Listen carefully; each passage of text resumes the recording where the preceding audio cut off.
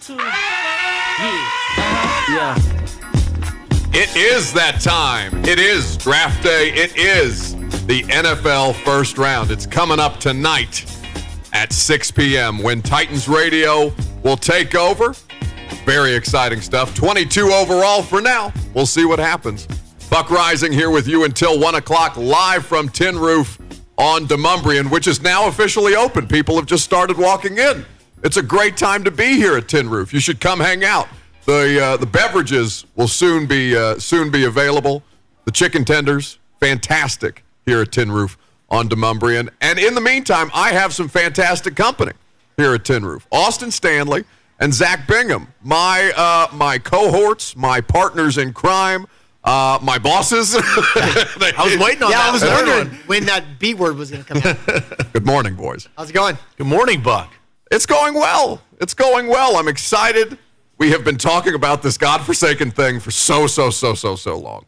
And I'm ready to finally get into the action. I'm ready to finally have a player, something of substance to sink our teeth into and to discuss. It's going to be exciting. Have you guys tired of the pre-draft process yet?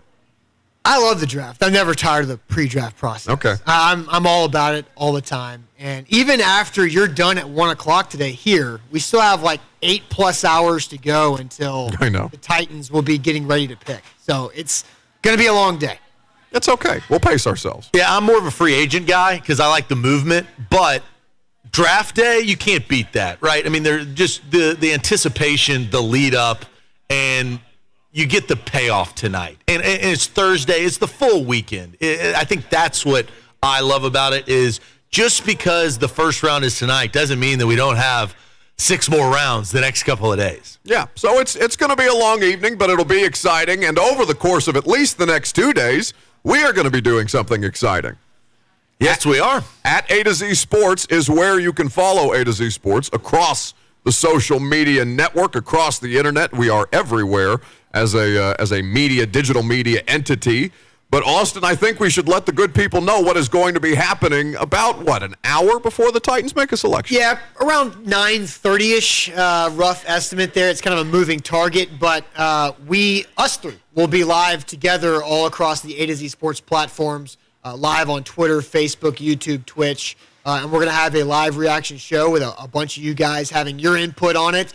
We'll kind of find out how the board has fallen to the Titans at 22. If they move up, if they move out, if they stick and pick, and then reacting to whatever happens afterwards. And it's going to be a big night. It's going to be fun. We did this last year with the three of us during the COVID draft, and that was a big show. And then Friday night, same type of thing with the second-round pick and the 2 third-round picks. So we'll have a lot of fun over the next couple of nights with the three of us on a live stream together. At Austin Stanley 81, at Bada_Bingham is where you follow the boys. Zach and I got into a shouting match last year during the first round because I was saying that Aaron Rodgers was washed and then he won MVP. You said it, right? I mean, you just that's all you need to know. And that is one thing about the job, right? Predictions, saying stupid things, you say smart things. I did go off the deep end last year when you said that. We had a good back and forth. Yeah, I thought that was crazy. And it turns out it was. Right? MVP, right? But we all make mistakes, Buck. We all make mistakes. Quite literally the best player in the sport last year. By consensus, nearly. And Tom Brady still has as many NFC championship victories as Aaron Rodgers. So I feel a little bit justified. But anyway, so a live reaction show tonight on AtoZ Sports with Austin, with Zach, with myself. It will be a great time. Come and enjoy it with us. Also, come and hang out with us at Tin Roof at Demumbrian, if you so choose. But with this NFL draft conversation, I kind of laid out, guys, the draft strategy that I think that the Titans should take for this first round. The idea that it is not about filling a need. It is not in the same way as 2016, 2017 when John Robinson first got here. They're coming in with the understanding that they are having to restock the roster. They're having to get this team in a position where at that point it could not yet compete, but get it closer with immediate needs. This is not the same place that the Titans find themselves, although there are a tremendous amount of needs given what COVID has done to the finances, has done to the free agent attrition. So you understand that it's a little more of an organic regeneration than John Robinson has had to do in a while. But then there's the idea that this draft, there are so many unknowns. So I think it would be fun if we, speaking of stupid things said into a microphone, if we gave predictions about what we think the biggest wild card. You're really setting us up for failure here, aren't you? That's kind of my job. I kind of like it. Well, you made me look stupid last year, so here's my payback. I like losing bets for whatever reason. So Wait, what did you just say? I find myself losing bets on content things. Oh, yes. Yeah. You can often see Austin dressed up as a clown. I'm pretty good on the actual sportsbook apps, but the on-show bets, I tend to struggle. Yeah, it's the comedic effect. It's why we keep you around, bud. So, 615-737-1045 if you would like to join the conversation. The biggest wild card for tonight's first round, Austin Stanley. I'll put you on the spot, and if you need a little time to get your thoughts together, I'm a broadcast professional, so I can stall. Well, are we going chronological? I mean, isn't it the Niners and Mac Jones, Trey Lance, and then what happens right after that with the Falcons at 4? If you want to go off the board and make it a lot harder on the two of us, then you may. I mean, I guess that's where you have to start because quarterback's going 3. We know that. That's obvious. If the Falcons go Kyle Pitts, and let's say the Niners go Mac Jones like we kind of expect to happen, the odds say that, how far do Trey Lance and Justin Fields fall? 8, the Panthers have their guy Sam Darnold they just traded for. 9, the Broncos, they've got Teddy Bridgewater in a trade. Does that take them out of quarterback at 9? Are they going to go Micah Parsons at 9? And then what do the Patriots do later? So if the Falcons go Pitts at 4, how far will the quarterbacks fall? Or does somebody jump up to go grab them in the top 10 later on?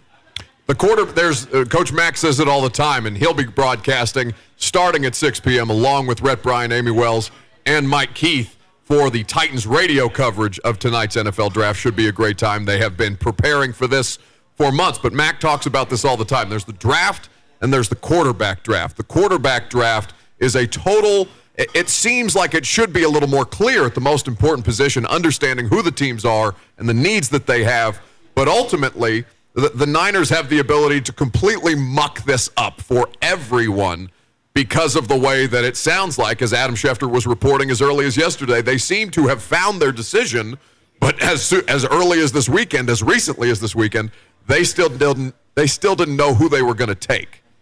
Zach Bingham, the biggest wild card in this first round of the NFL draft tonight for you is what?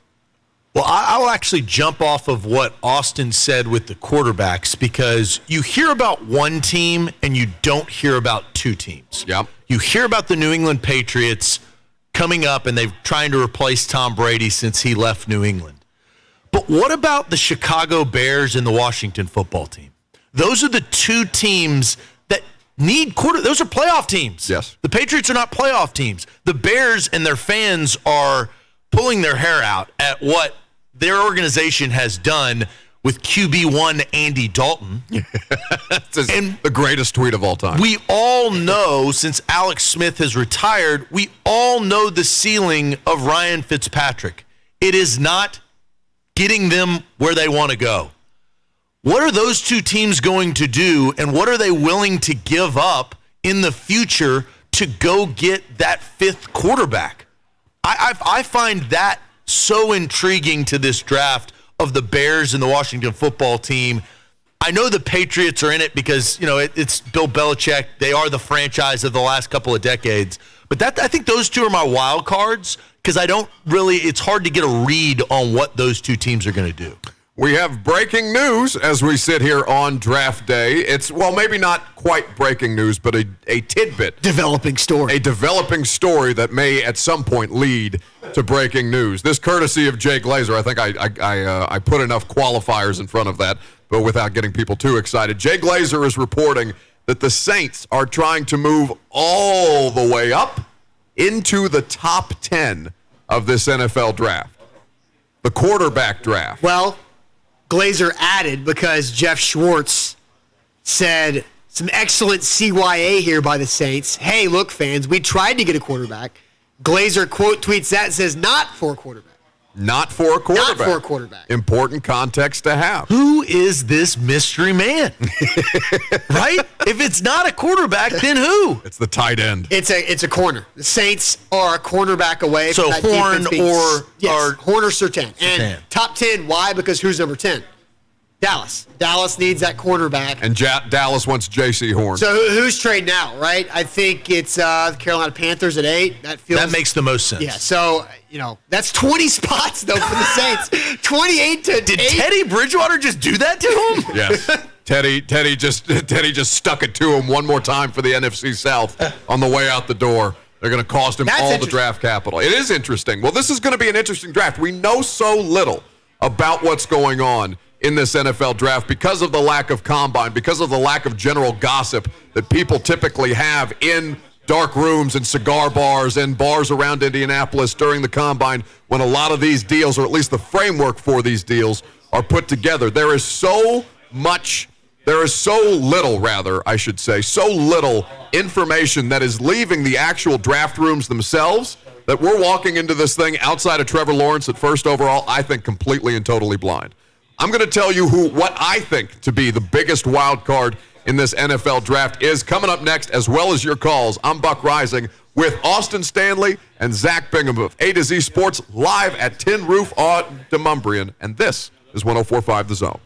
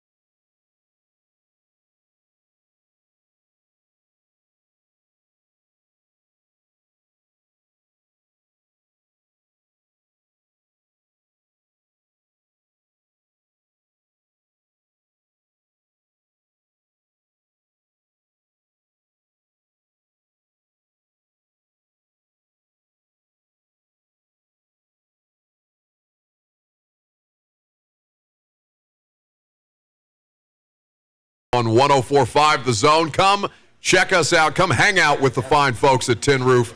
They have a bunch of drink specials, a bunch of good food to get your hands on. Pre-game your draft day here at Tin Roof with 104.5 The Zone. We'll be broadcasting live here until 6 p.m. Austin Stanley, Zach Bingham of AtoZ Sports, my teammates are here. We are going to talk about what the Titans need to do with this particular draft, with tonight's first round, strategies that they need to employ, and particularly what positions they should be primarily focused on. But first, I have made Austin and Zach go first so that I could feel them out, see where they were thinking, kind of gauge where I wanted to go with the biggest wild card I think that we're going to see tonight.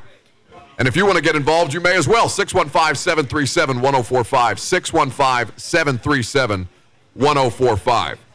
I think, guys, that when you look at this NFL draft, for all the reasons that we've talked about, for all of the trades that are being discussed, for all the trades that have already been made, for everything that we do not know about the players and about the team's intent in this draft, for all of the lack of media coverage, all of the smoke screens, all of the lies that have been told right now, I think the biggest wild card of this draft is the fact that there are 4 new general managers in the NFL right now.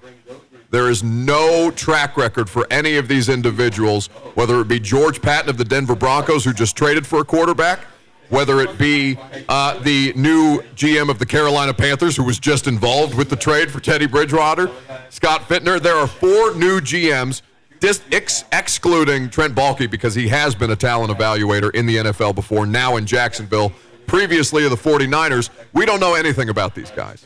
At a time, we don't know anything about their draft preferences. We don't know anything about their team-building styles outside of what's been done in free agency. I think this throws everything even more into a complete and total unknown, because without these track records, GMs rarely leave their jobs unless they're fired, obviously, and we have seen a fair amount of change in the NFL this year for a variety of different reasons. I think that not knowing what these individuals, especially some of these guys picking in the top 10, like Carolina, like Denver, I think it could totally throw the draft out of whack. Atlanta too, right? Atlanta too. So that's kind of what I talked about with what happens at 4. Yeah.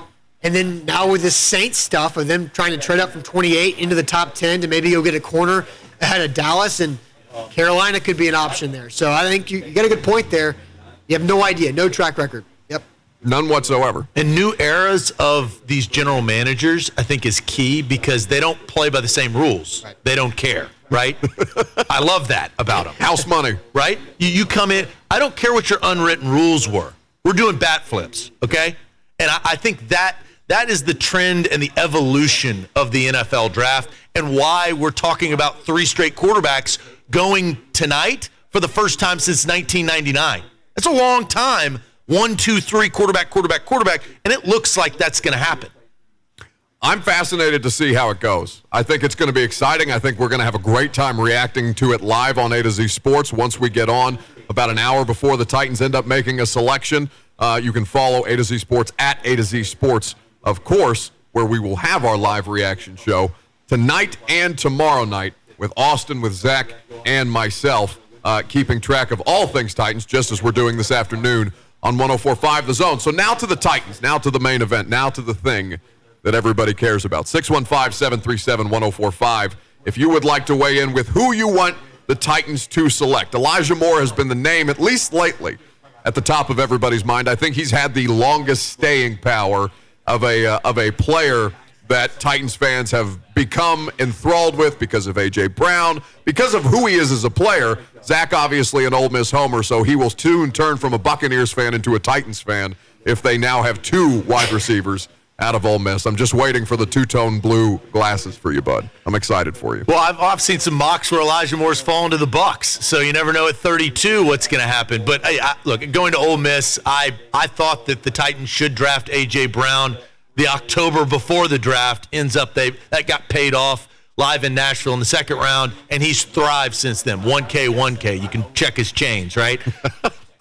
Elijah Moore has that type of mentality and mindset that I think Titans fans have been really drawn to, watching A.J. Brown grow when he catches the football, go upfield, find the pylon. Elijah Moore has that same mindset, and I think there's value there, and I love that people are predicting that. I have predicted that, and that's where I think the Titans should go. I think the best case scenario is they're able to trade back and get him, because Elijah Moore was a second-round pick like probably 2 months ago, and he's climbed up the board. That happens, right? Mac Jones, we've seen that progression. I think Elijah Moore right there in the 20s, if you can get late 20s instead of early 20s at 22, and you get Elijah Moore in some picks, I love that. My best pick, best case scenario that I don't know if it's going to be there, is Jalen Phillips out of Miami. I think he's going to go to Minnesota early on, but that guy I think can be a game wrecker. And I think that's what the Titans need defensively. So if you can't get the game wrecker at 22, I get the guy to fill the void of Corey Davis and a little bit of Jonnu Smith in the playmaking section. It's one of the most frustrating things about the draft process to me, the idea that Elijah Moore did start as a second-round pick, and now he's vaulted himself up as somebody who could be a top 5 receiver in this draft. For what? What's changed? So Austin and I were doing a show, and actually A.J. Brown was tuning in on AtoZ Sports. Oh, really? And we were talking about Elijah Moore, and we were talking about him possibly being the second round. Remember this? 50, yeah, we were saying 53 overall. Elijah Moore would be great. Like, what if you got your corner at that time, J.C. Horn at 22, and then A.J.'s like, nah, Elijah's going to be gone way before that. And this was probably early March. Right? Yeah. So, AJ's probably pretty biased like myself, being Ole Miss guys, but he knew that his draft stock was rising. Now we're talking about him at the end of the first round. I don't think we would have said that 2 or 3 months ago. Well, I think nothing's changed. Like, whenever you see people shoot up the boards, nothing's changed. It's just that the draft analysts are finally catching up to all the film. It takes so much time and the to 40 watch times. all these games. And the other testing, yes, all that info comes out too. The height and weight, right?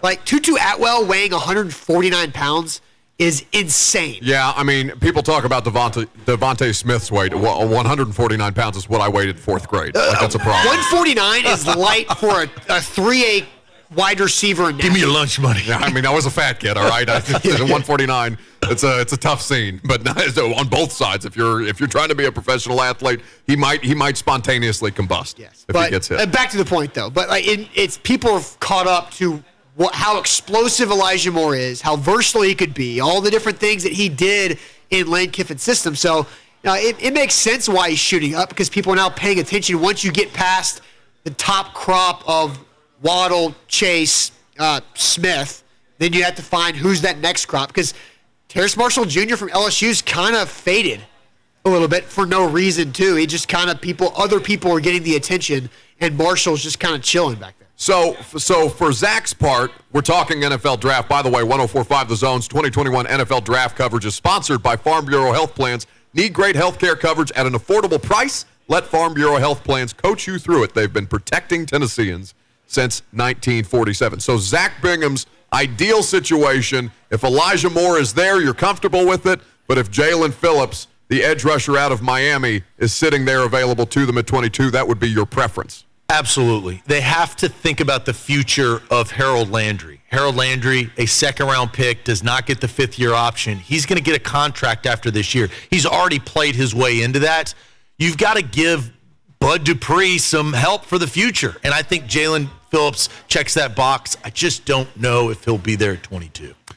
So for the Titans, Austin Stanley, if you are looking at the wide receiver depth, if you understand where the edge rushers are going to fall, you understand what's going on with the corners, and there seems to be a bit of a rush at this point, according to Jay Glazer, to go up and get at least one of the top guys, which could throw the draft order out of whack. What would your preference be for the Tennessee Titans at 22? So at 22, you're looking and trying to evaluate the 4 biggest needs, right? Wide receiver that we've talked about, corner, edge rusher, tight end. There's not a tight end there available. That's just a waste of time, so we'll move on.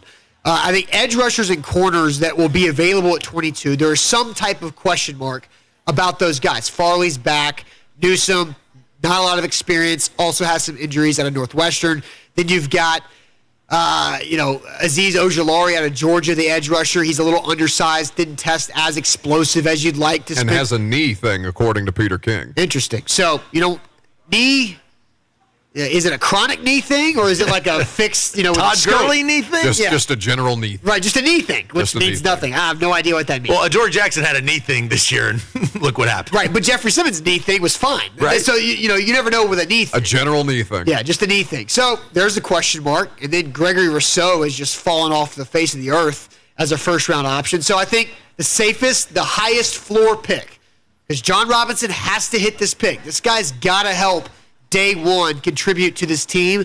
Wide receivers, the highest floor, and I go Rashad Bateman from Minnesota. Rashad Bateman at 22 overall. A disappointing year for the Minnesota wide receiver, but the skill set is something that very, very much fits the Corey Davis mold. In fact, we had Bruce Feldman on this show about a month ago for our Mock Draft Monday segment, and PJ Fleck told Bruce does one of the best mock drafts. It's the most informed mock draft out there because he actually talks to the college coaches. The college coaches reach out to Bruce. He knows the players, and NFL executives are also reaching out to Bruce because of his connections within the college football community. So PJ Fleck told Bruce that at the point in their careers when PJ Fleck had both Corey Davis and Rashad Bateman, that Rashad Bateman, PJ Fleck felt as their coach, was further along at this point, heading in. Probably still is. No, which is crazy because Corey Davis had like 5,000 yards and 50 touchdowns in college. I mean, where were those in Tennessee? Well, they were last year. They were here. They were here last year. Well, not quite. Not quite. He couldn't get to 1,000 yards, was it? and he wasn't a very good, productive touchdown scorer. You don't want to get me on my Corey Davis route. He's in the Jets. Good luck today, and good luck to you, Corey. He's a great guy, great dude. At that godforsaken franchise, what a terrible place for him to end up. So, and Zach Wilson, I don't know. Who knows? They're restarting. Well, and that's another thing. As they normally do. Every 3 years, it's like Tennessee. It's like the University of Tennessee. It operates in a cycle. The Zach Wilson thing is another thing that infuriates me because I feel like all the evaluation with Zach Wilson stopped after everybody decided that he was going to go to the New York Jets. Like, people just stopped talking about Zach Wilson. Yeah, because it doesn't matter. And the Jets are going to take him. But, like, we're assuming that the Jets know what the hell they're doing? No, we don't care. We just don't have to worry about him anymore. We don't care what the Jets think. Dumb. 615-737-1045.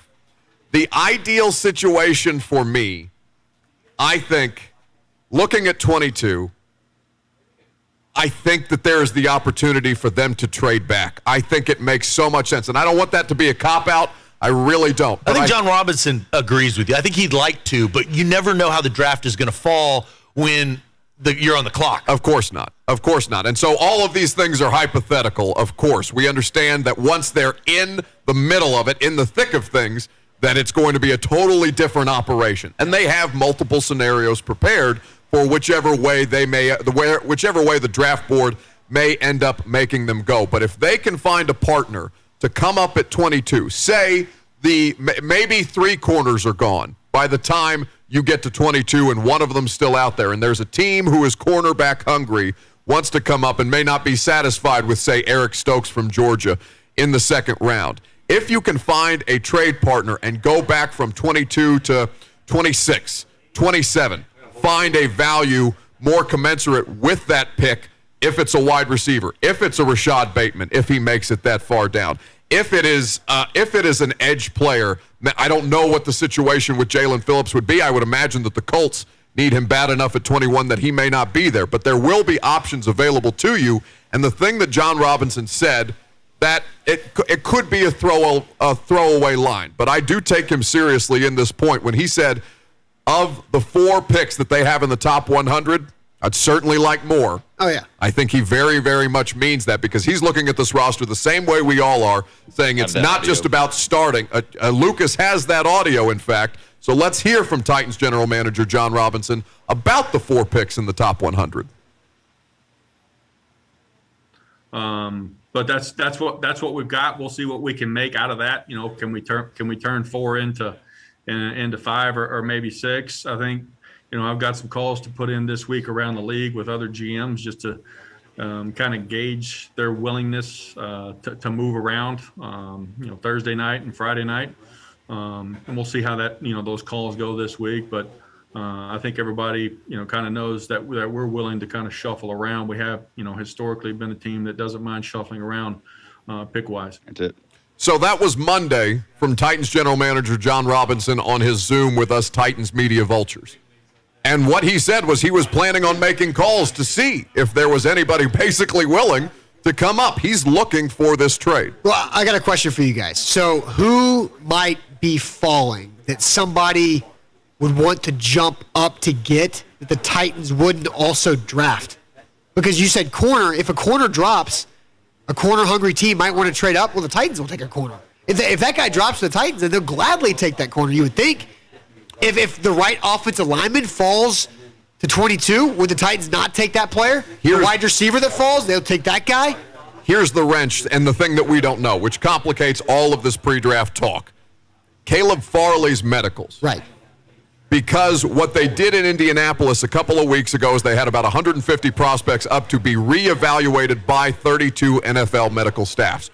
But what John was saying was basically they did not have the opportunity to get their hands on every player that they wanted to medically evaluate. Basically, it was pooled, the information. A lot of teams have incomplete medical grades or medical evaluations next to some of these players as early as this week. And I think that if you are incomplete on a player like Caleb Farley, with all of the things that are going on, COVID diagnosis notwithstanding, I think that's largely irrelevant. Yeah. I think that Caleb Farley may be that player that we're talking about, hypothetically. So I'll take it a step further. We talk about trade partners, and I do think John Robinson's always willing to trade, but Buck and Austin, we also know a little bit more about the information of drafts past.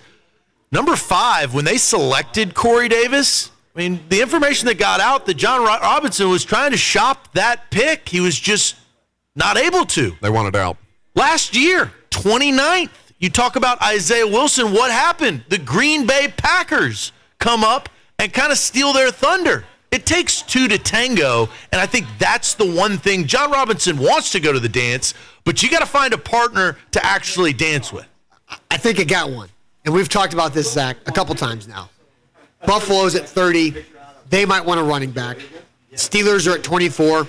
They might want a running back. Najee Harris. If a running back... The Titans don't want a running back. Right, Titans do not need that. So if both running backs, Harris and Etienne, get past Miami at 18... Which is big. It's a big deal right there. Then maybe Buffalo says, hey, let's jump ahead of Pittsburgh at 24. The Jets are also at 23 behind the Titans. So Buffalo, Jets, that's an AFC East, trade. Who knows how they will operate there. But I think that's a trade partner that makes sense. But now the Titans are at 30, and you're behind a couple wide receiver needy teams in Baltimore and Green Bay. Baltimore twice. Right? Yeah. Well, no, Baltimore's twice. 31. Baltimore's 31. So Baltimore once and Green Bay once. So you're still behind those wide receiver teams. And so you might just have to get the wide out who's left. 615-737-1045. If you want to jump in on the conversation, Buck Reising, Austin Stanley, Zach Bingham of AtoZ Sports, here with you live at Tin Roof on Demumbrian. I'm Buck Reising, as I said, and this is 1045 The Zone.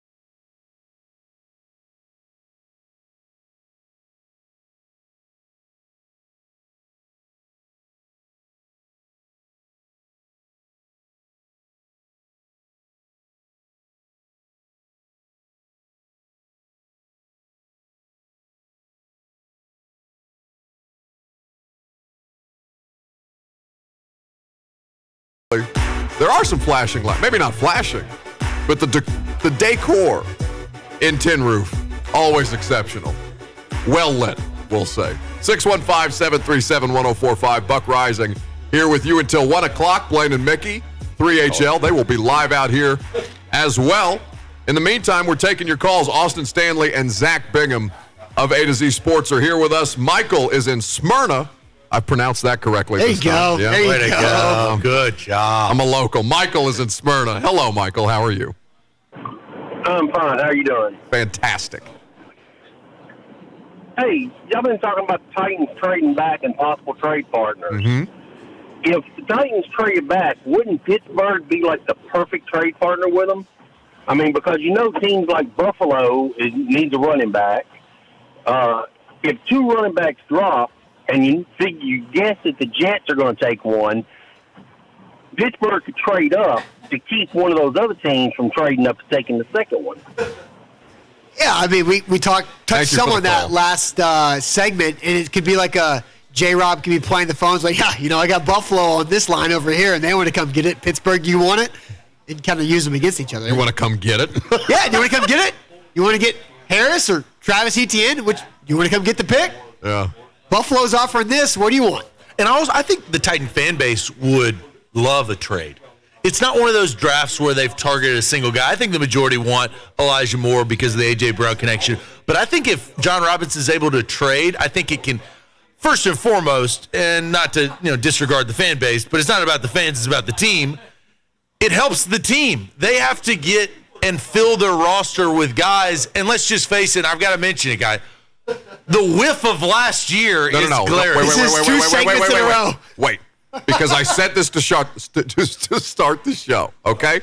I said I'm going to say his name once, and then I don't want to hear any more about him. He is the Lord Voldemort of this radio show. He is he who must not be named. The player that was taken 29th overall last year, he is not going to infect what is going on. It is in the past, as all the coaching cliches go, turn the page, fresh start, new memory, move on. G.G. Bowser. G.G. Bowser.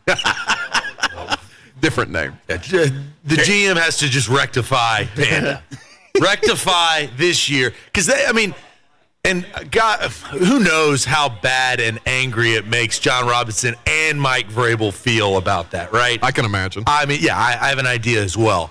They've got to concentrate on getting good value that addresses their team. We talk about it on AtoZ Sports all the time.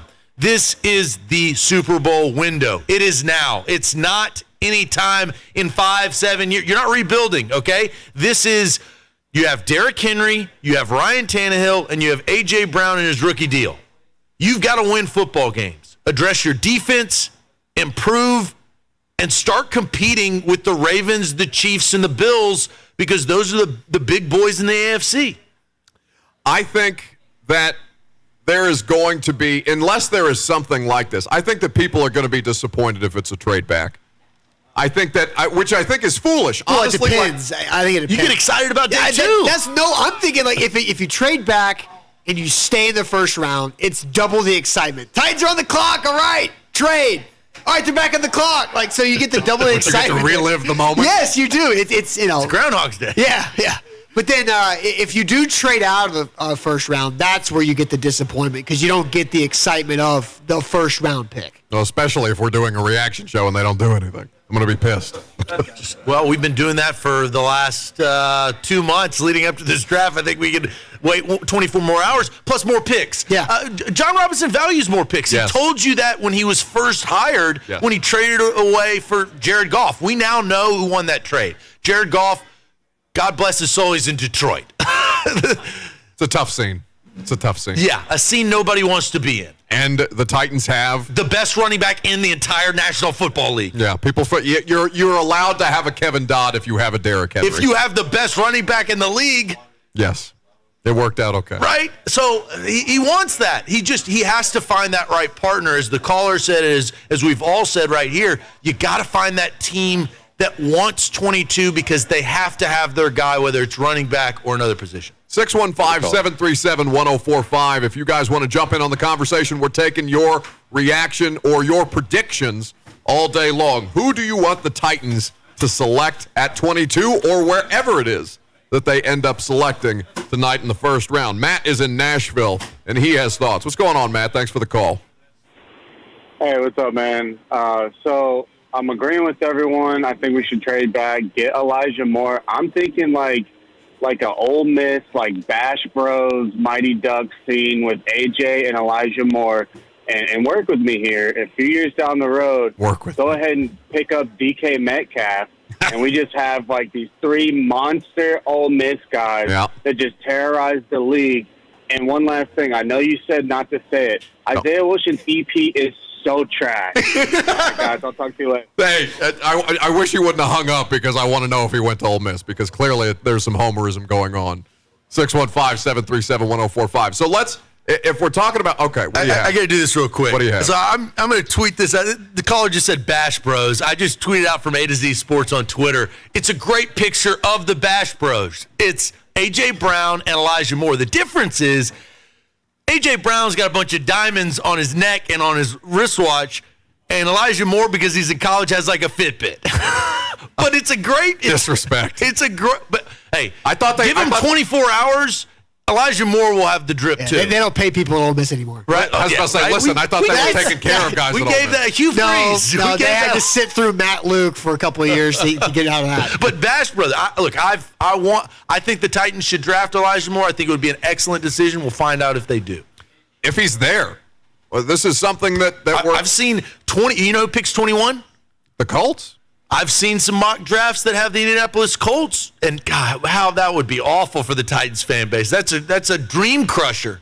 Oh, basically you had like to face him. T.Y. Hilton's replacement, right? Right. It would be an unfortunate set of circumstances. But I think that ultimately, when you're talking about the first round, it's the glam, it's the glitz. It's maybe not this year a red carpet, but there will be an in-person draft. The draft stage looks fantastic at Cleveland. They're they're knocking off Nashville essentially because we were the first ones to have live music incorporated into the NFL draft situation. We were the first ones to have 600,000 people flood the streets of Lower Broadway for 3 days, get drunk and celebrate, what is basically a beauty pageant / livestock auction as far as the NFL draft is concerned. But tonight is the night that people get most excited about. If there is a situation, boys, where Titans fans are disappointed with tonight's result, what do you think that might be? Trading out of the first round entirely, even if you do get an extra second day pick or two. And then I think Jenkins, the right tackle from Oklahoma State, would be kind of a wet blanket draft pick. He might be really good, though. He's good. But he's really, but that's just boring. You just hit it. It's tackle again. It's tackle again. God, because the need's still there because of Bowser. The need hasn't gone away. G.G. Bowser. And you don't have Dennis Kelly obviously is gone, but that first round pick is so valued to impact your team right away, or at least in year two. Like that's a big thing. You saw when Jeffrey Simmons actually really hit year two. That's when he became the beast. He truly became an embodied Big Jeff year two.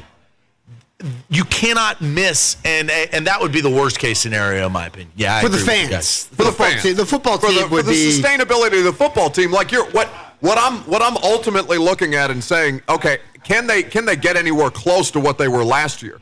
We understand that they're a more balanced football team. We understand that they're a more well-rounded football team. Just in theory, attrition on offense, additions on defense, where they so desperately needed it. But can you find a way to get anywhere close to 30.1 points a game? That's your bread and butter. I think Derrick Henry really basically decides the division. I think he's honestly more important than any of the quarterbacks, assuming that Deshaun Watson is not going to start week one. I would disagree with you. I think Carson Wentz is the difference. That's what I'm saying. And because nobody really knows. Now he's reunited with Frank Reich. Can they kind of continue what they had before the ACL tear in Los Angeles a few years back? Because the quarterback is the wild card. Derrick Henry, beast, we've established, best running back in the league. But Carson Wentz, the Colts are well structured. The Titans last year had massive defensive holes. They were not well structured. Vic Beasley on the couch. Jadeveon Clowney basically cashing checks. He did, and he got to cash another one. And they didn't have a pass rush. And the scary thing about the Titans is the 5-0 start was fun and great for everybody, but they were a 500 football team after that. I want to say one thing. Sure. And this. Can you do it in 30 seconds? Yeah, it covers the entire NFL draft. Okay. The Titans have got to make really good decisions now. Yes. Because if Trevor Lawrence and Urban Meyer work, it's going to be hell for the next 5, 7, 10 years. It's not unprecedented. Justin Herbert tore up the league with a much worse cast with the Los Angeles Chargers. I think that the Jags are completely and totally capable of doing the same. What these two are capable of is good, engaging sports talk conversation. You can react live with Austin Stanley, Zach Bingham, and myself tonight on AtoZ Sports about 9:30. We're looking to pop on live. Live notifications on, baby. Live notifications on. Caring is sharing. Sharing is caring. Share now to public. That's how it goes. Austin, Zach, thank you. Thanks, Buck. See you later. I'm Buck Reising. This is 104.5 The Zone.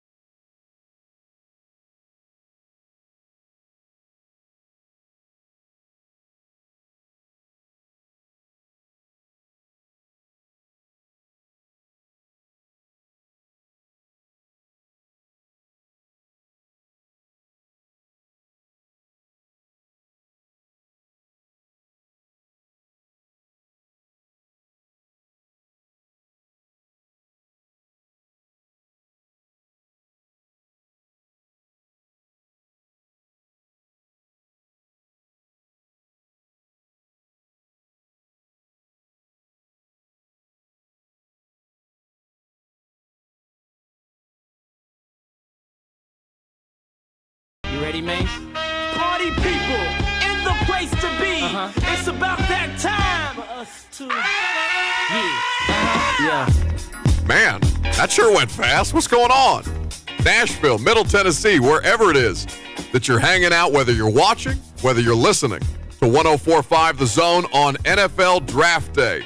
We appreciate you guys spending your time with us from 10 to 1. We are live out here at Tin Roof on Demumbrian. Man, you got to come hang out with the fine folks. They'll hook you up. They'll get you satisfied in terms of beverage, food, whatever you need. Fantastic time out here at Tin Roof. Pre-game the NFL Draft at Tin Roof on Demumbrian with 104.5 The Zone. Blaine and Mickey, 3HL, with the new addition, Ron Slay. Lucas, we haven't even congratulated. This is terrible etiquette by me. Speak for yourself. Oh, did you?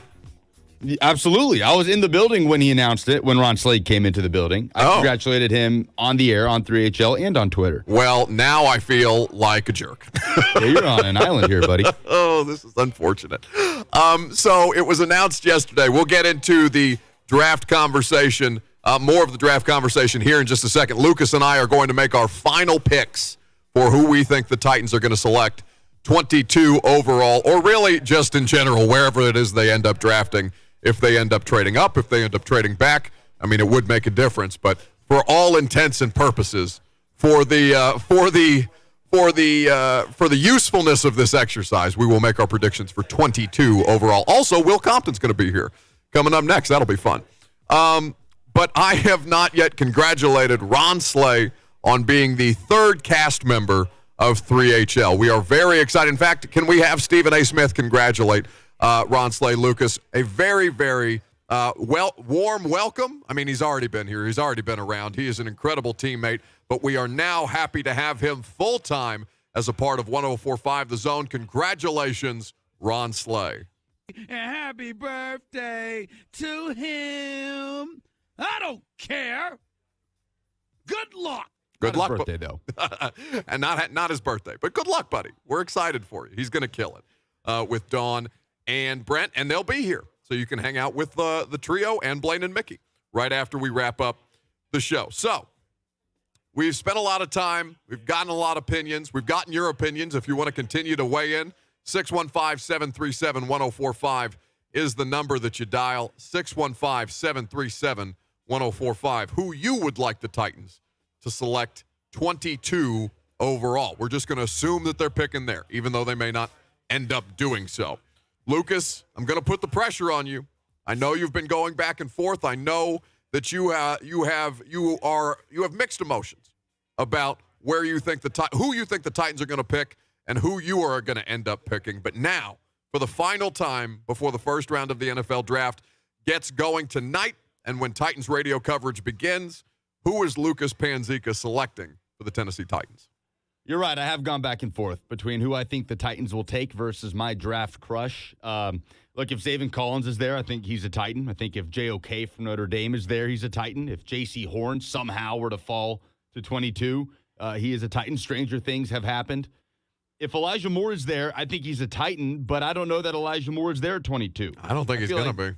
I feel like he and Rashad Bateman are sort of trending in opposite directions when it comes to their stock. He was so productive in 10 games in 2020. Bateman had a much better 2019 than 2020. I could see Moore gone at like 20 to the Bears, potentially.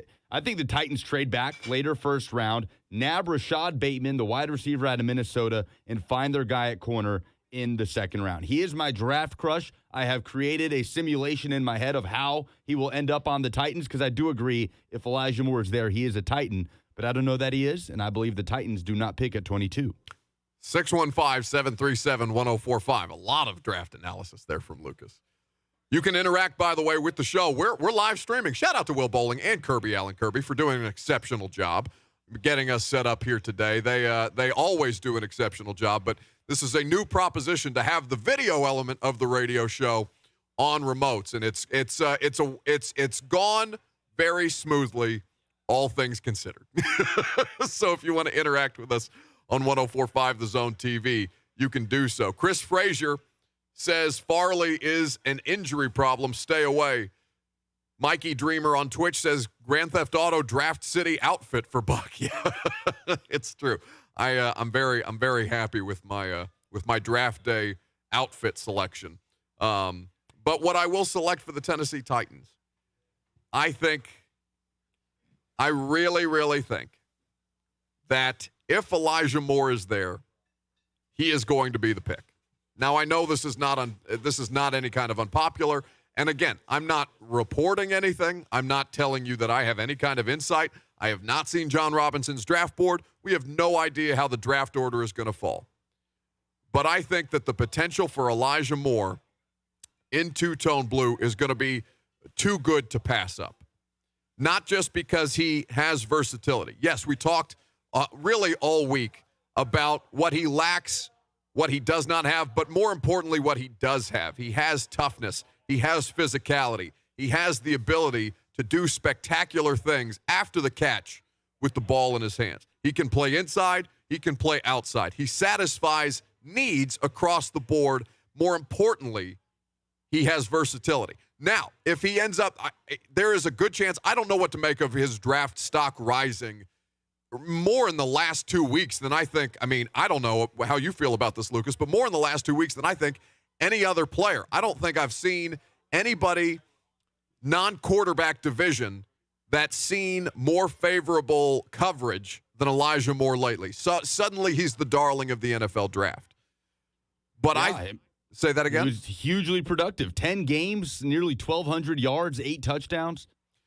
He needs, I mean, he's not a finished product, right? Don't assume, and this is where I think if you're watching the film, I think your eyes, even if you're an untrained talent evaluator like myself, just from watching tape over the last couple of months, talking about this stuff, I think that the things that you would like to see from him is he needs a little more diversity in his route tree, and that will come, right? That's something he'll learn from coaching. We know that about Josh Palmer. Josh Palmer can play the position well, but Josh Palmer in Tennessee's offense was not necessarily asked to do a great many things that Josh Palmer is capable of doing. I think that Elijah Moore is capable of being a standout player, being versatile, operating for you in the slot if Josh Reynolds is going to, for all intents and purposes, start on the outside. I think we get too caught up in starters.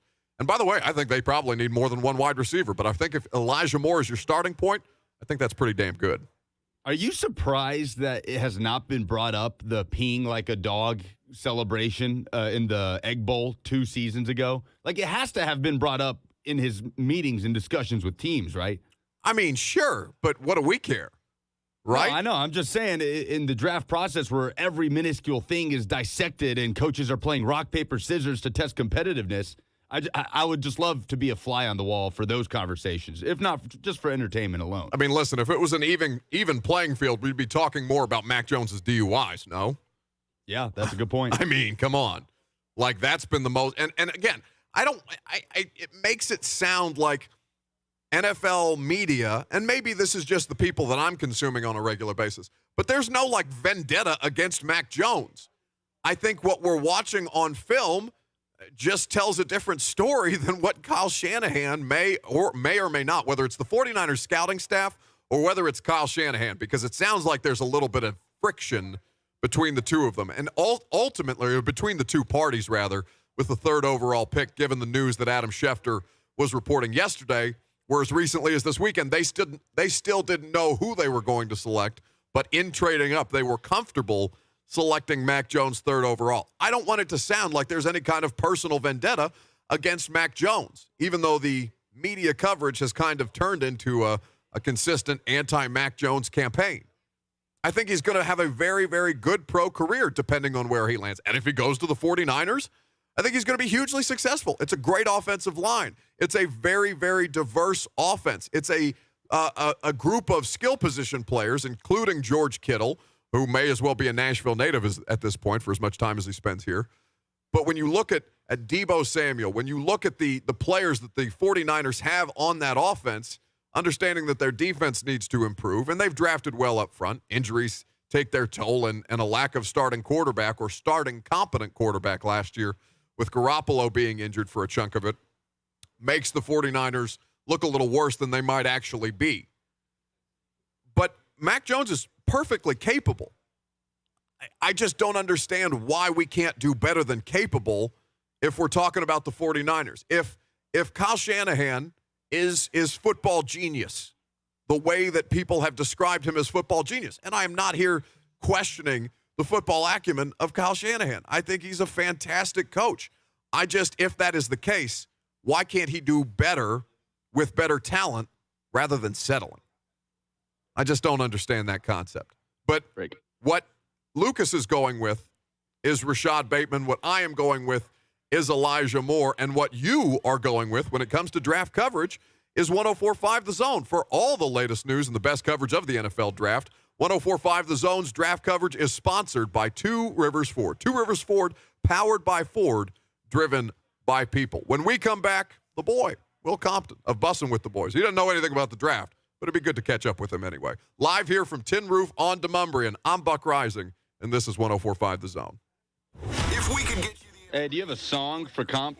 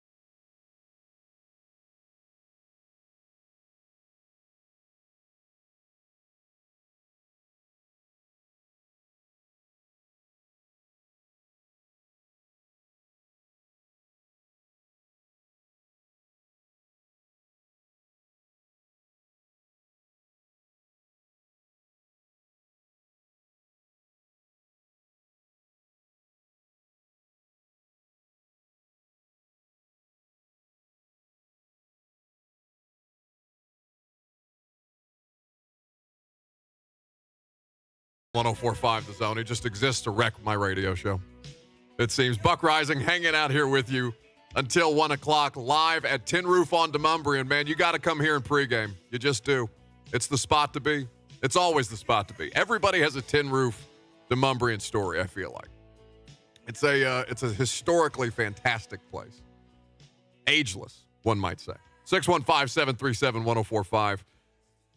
If you want to weigh in on the draft conversation as we await, Will, I had an interesting experience last night in my Twitter DMs. Actually, let's start with this because there's actual news, and I think that we should address that first and foremost.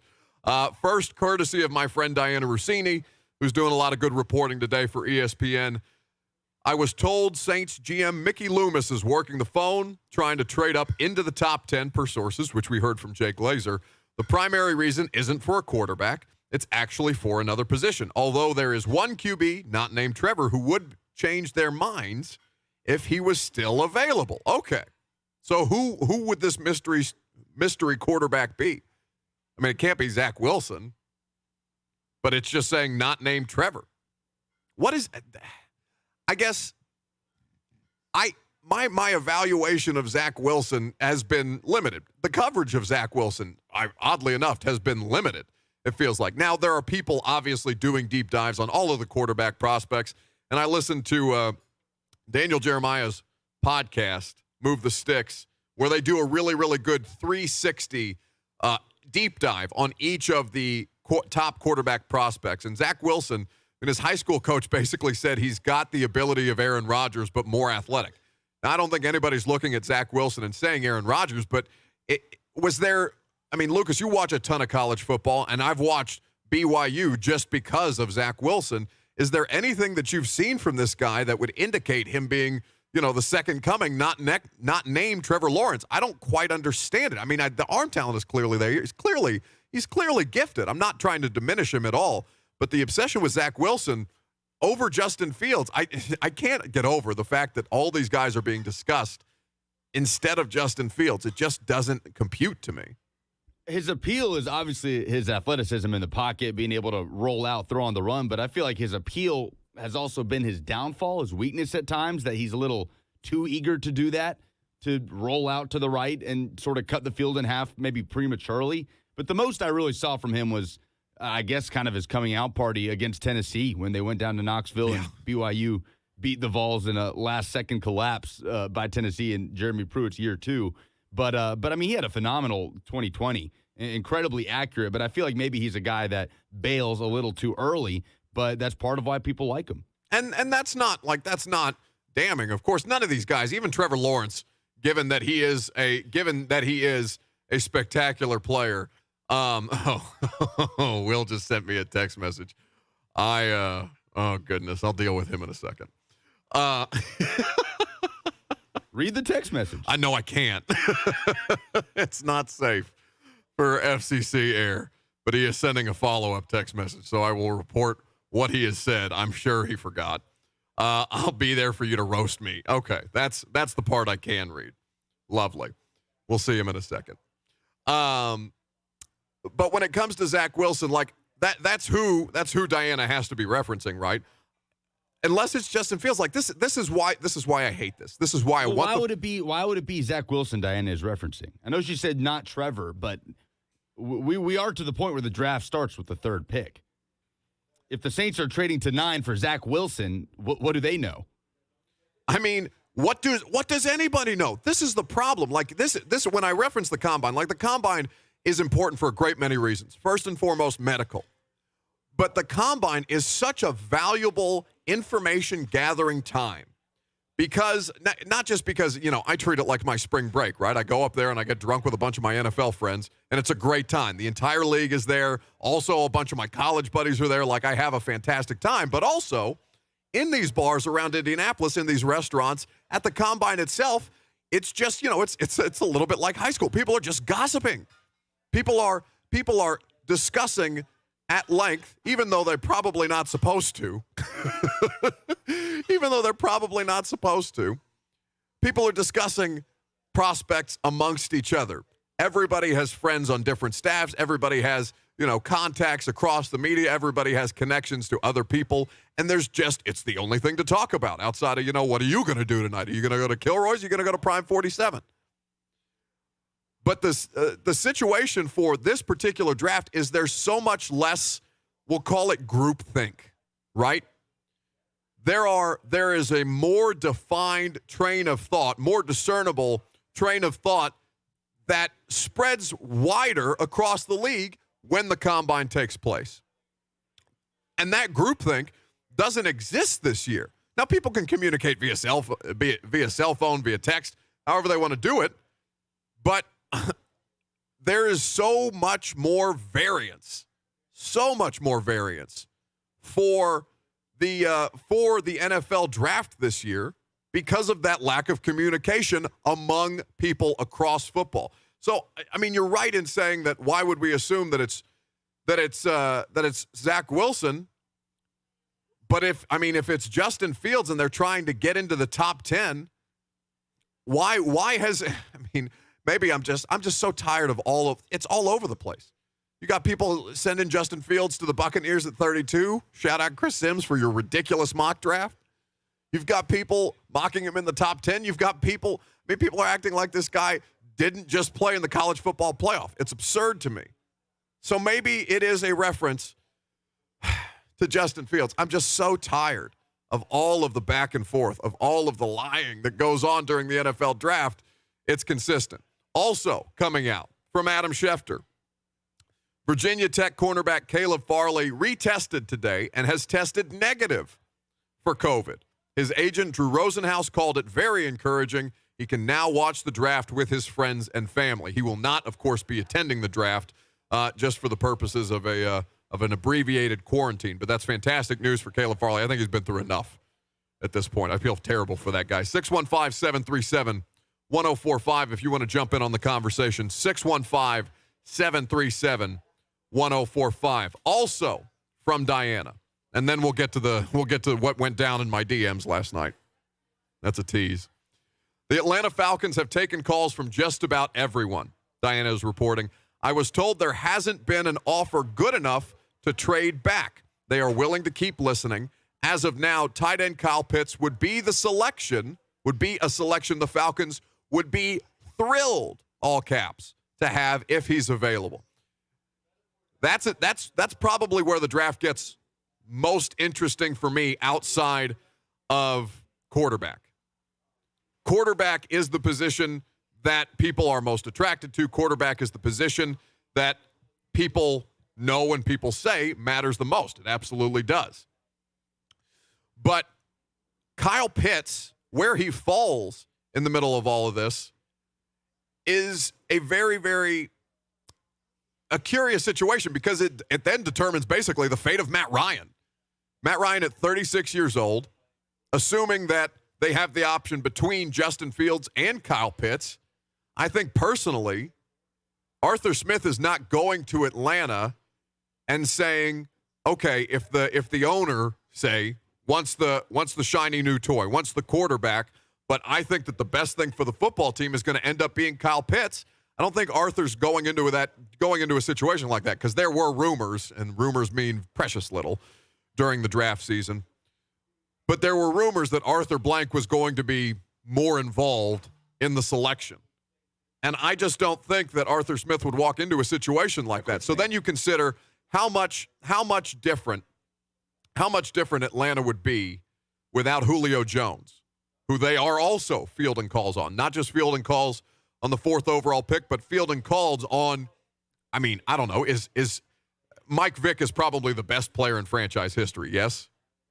I think that the argument for Mike Vick as the best player in franchise history, I'm gonna swing on Will Compton. Will, is your microphone on? It's probably not. Not Will. Will, no, it's okay. Don't worry about it. Don't go grab Kirby. It's all right. Or if Kirby wants to come over here, because people are requesting draft analysis from Kirby, so maybe I'll put him on the spot. But Will Bowling, who is sitting in the seat that Will Compton should be in, Will Bowling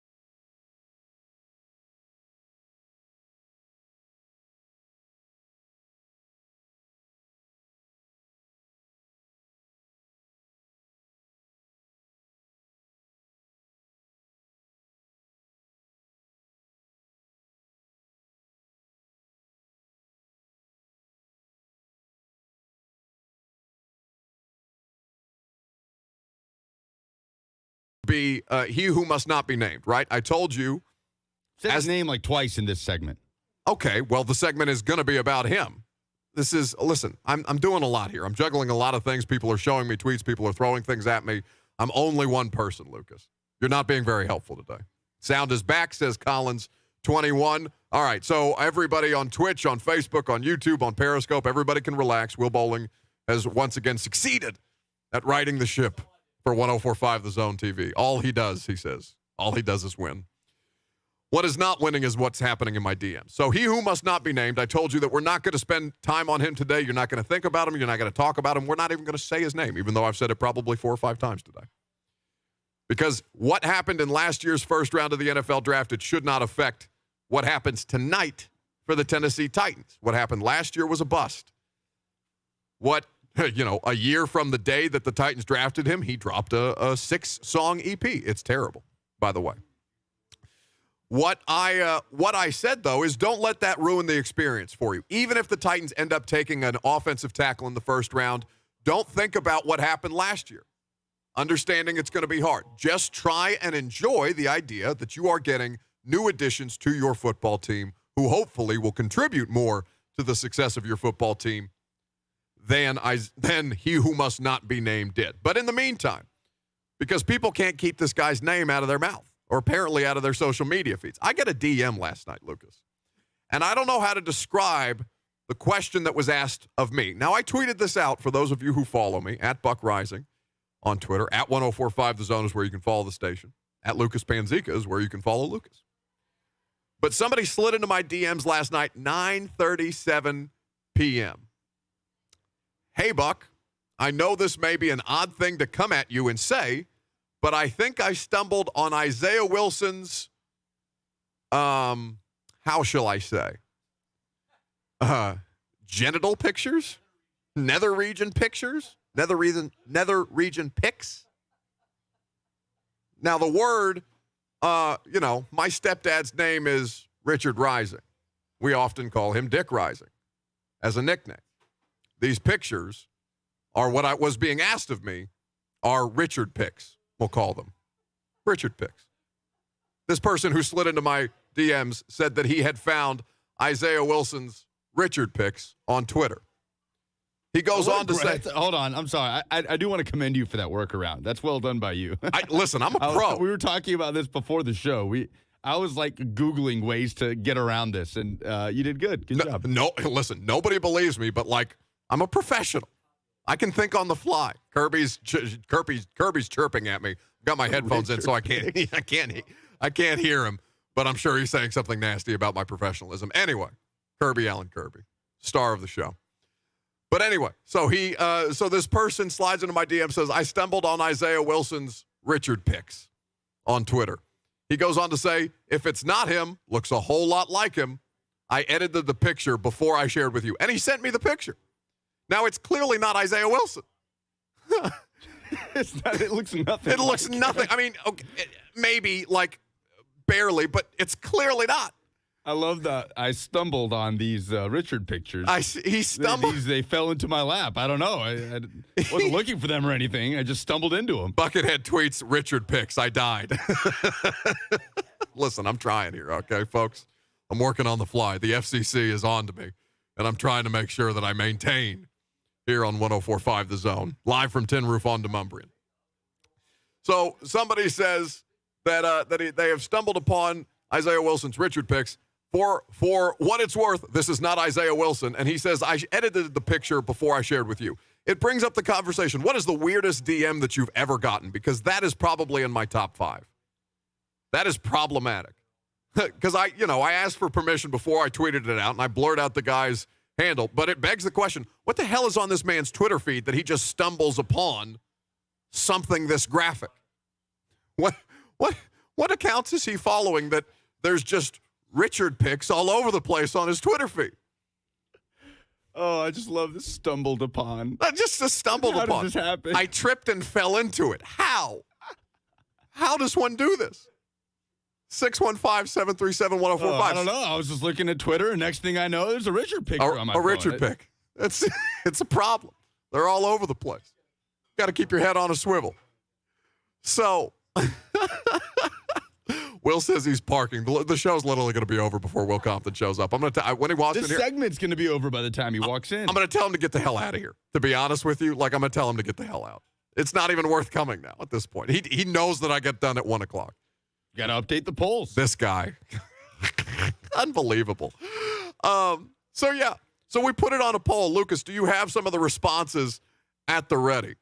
What people have said is the weirdest DM that they've ever gotten. Because I know we've had many friends across sports media weigh in. We've had many of the loyal listeners weigh in. What are some of the best ones that you found at Buck Reising on Twitter? J. Martin Ramon says the one from your mom. Diana Rossini said, quote, send me a picture of your feet. She's talking about like somebody asked Diana for a picture. Yeah, of like her somebody, that's the weirdest DM she's ever gotten. I mean, because if Diana's asking for a picture of my feet, I can take a picture of my feet and send them to Diana if she wants. But I encourage, I'm not going to read through it because it's like 2 screenshots of an entire chain, but Lebowski put a great exchange between a bot that reached out to him, like, hey, how you doing? You know, like some typos, like fake Twitter account, and Lebowski replied, terrible. Someone set loose an entire box of cats in my house. So I would encourage anybody to look through that thread and the screenshots Lebowski provided. It is great stuff. You know what's terrible? When a friend, somebody that you consider to be a friend, perhaps we're not friends. Hello, William. When somebody says, I'm going to be there on time, it's not a weekly thing. It's not a habit of mine. All I'm trying to do is show this man love, help him generate traction for his podcast, Bussin' with the Boys.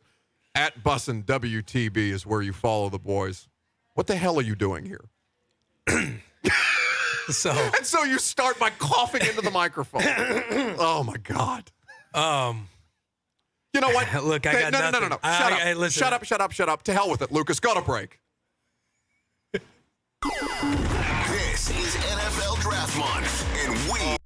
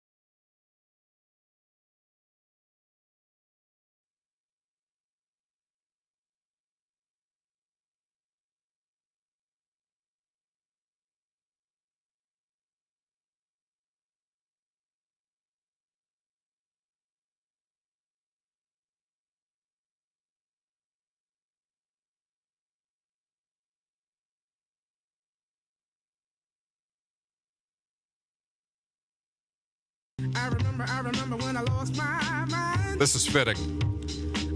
I lose my mind about every Wednesday normally at 12:20 or thereabouts when Will Compton deigns to show up to this radio show. Just consistently ruining. I'm trying to have fun. I finally get out of the studio. I can finally hang out with you in person, of course, 6 to 10 feet, all of these things. And you blew it. What were you doing? I texted you probably 3 times, said we're moving days today. Don't forget. Said I'd love to hang out in person. Yeah, I was making a protein shake. And honestly, you couldn't have done any better. I really couldn't have. You texted me yesterday. We were on the phone a couple days ago talking about the change. Yeah. I was excited. I saw your tweet this morning. You're wearing, a nice Chubby's collared shirt. I had a Chubby shirt picked out to change free into. ads. I'm pretty no sure free shout outs. That's how it goes. I had a shirt picked out to change into and change here to come here. Yep. And I find myself at my house after my workout. Making a protein shake.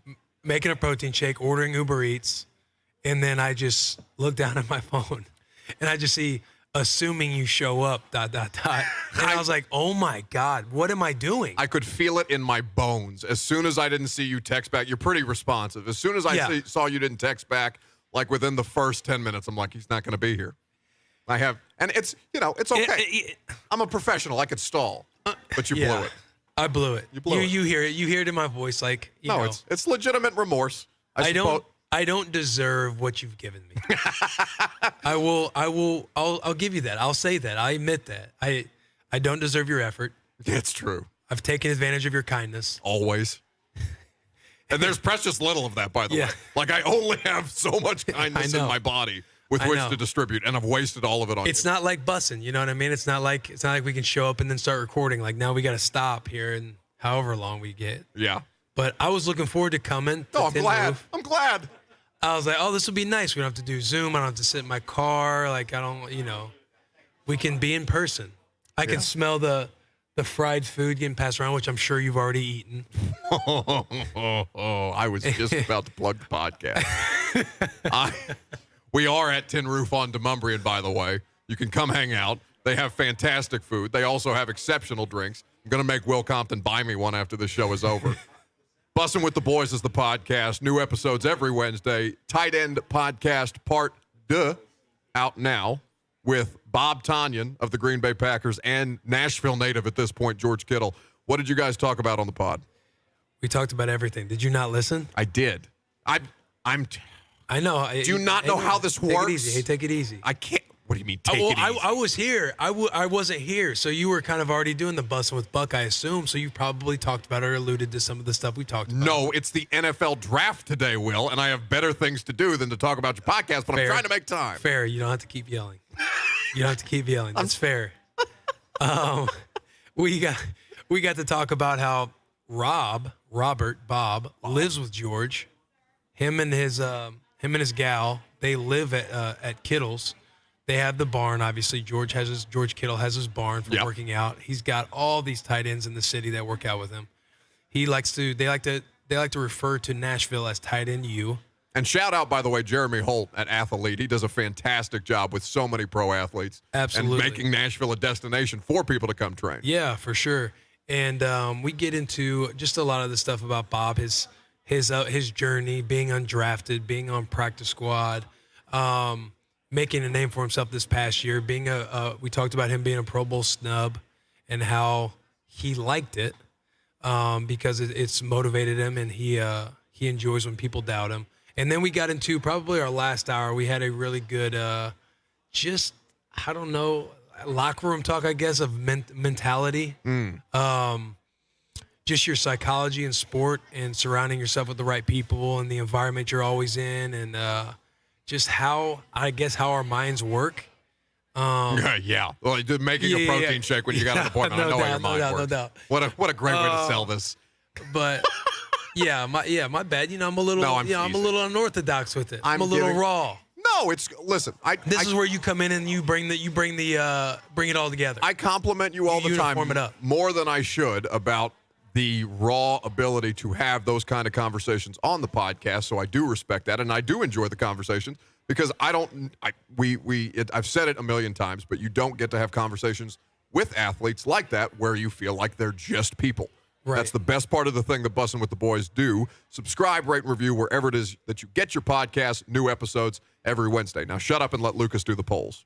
Proposal for a poll question moving forward every Wednesday. Will Compton show up for his segment, yes or no? Yeah, I think that's fair. I think that's That fair. was the question? No, it's one that's going to be up next Wednesday. Will you show up? Oh, okay. Go ahead, Lucas.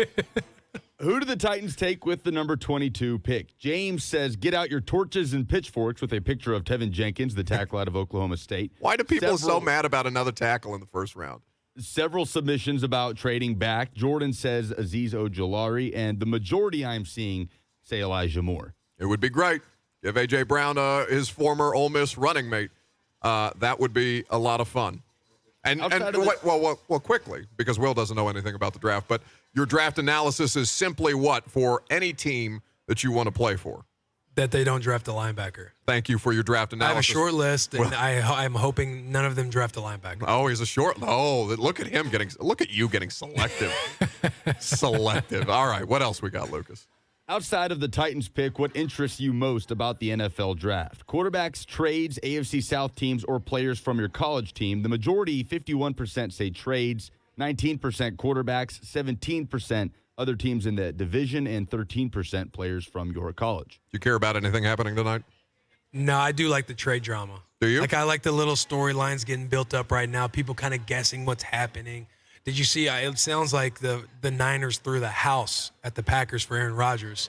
But I kind of like that drama. I like all the trade drama going on. Well, and your friend Pat McAfee has done some reporting that you said. So Yes. we have some breaking news here on 104.5 The Zone. Yes, McAfee on Pat McAfee show. Shout out the boys. He said that his sources told him that the Niners will not be taking Mac